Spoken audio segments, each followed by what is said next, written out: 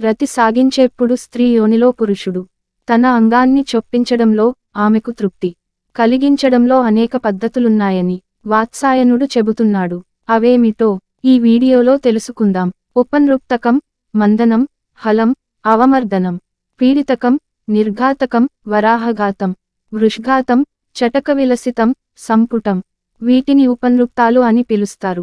అంగప్రవేశంలోనూ అంగప్రవేశం తర్వాత ఈ క్రియలను అవలంబిస్తారు. వీటిని ఎలా చేయవచ్చో ఇప్పుడు తెలుసుకుందాం.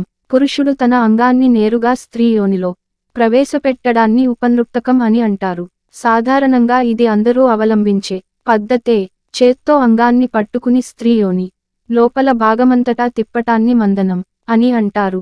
పురుషుడు తన కటి ప్రదేశాన్ని కిందుగా ఉంచి అంగాన్ని యోనిలోకి చొప్పించి వెనుకకు ముందుకు లాగుతూ ఉంటే హుళం అని పిలుస్తారు.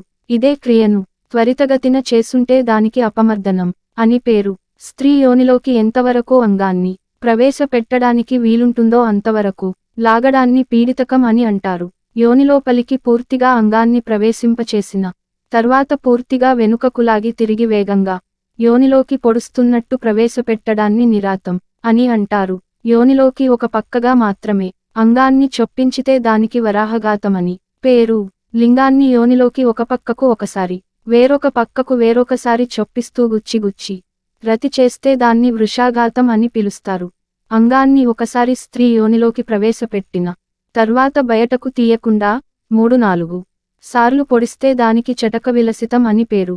స్త్రీ ముఖకవళికలను బాగా పరిశీలించి ఆమె తృప్తి చెందిందని భావించినప్పుడు అంటే ఆమె భావప్రాప్తి చెందినప్పుడు చటక విలసితం సాగించాలని శాస్త్రకారులు సూచిస్తున్నారు. స్త్రీ పురుషులు కాళ్ళు సాపుగా చాచుకుని ఇద్దరి అంగాలు బాగా కలిసేలా కౌగిలించుకుని రతి సాగిస్తే దాన్ని సంపుటం అని అంటారు. ఈ ఉపనృప్తాలన్నీ సాధారణంగా స్త్రీలు అందరికీ ప్రీతికరమైనవి, ఆమోదయోగ్యమైనవే. అయితే స్త్రీ గుణగణాలను బట్టి ఉపనృప్తాల ప్రయోగంలో కొన్ని పద్ధతులు అనుసరించాలని వాత్సాయనుడు ప్రత్యేకంగా చెబుతున్నాడు. స్త్రీ శారీరక స్థితిని బట్టి ఆమెకు కొన్ని రకాల ఉపనృప్తాలు మాత్రమే సరిగా వర్తిస్తాయని, వాటికే ఆమె ఆనందించగలుగుతుందని ఆయన వివరిస్తారు. ఉపనృప్తాల ప్రయోగంలో కొన్ని జాగ్రత్తలు కూడా అవసరం. ఫ్రెండ్స్, ఈ వీడియో మీకు నచ్చినట్లయితే లైక్ చేయండి, మీ ఫ్రెండ్స్కి షేర్ చేయండి. అలాగే ఇలాంటి మరిన్ని కొత్త వీడియోల కోసం ఈ ఛానల్ని సబ్స్క్రైబ్ చేసుకోండి.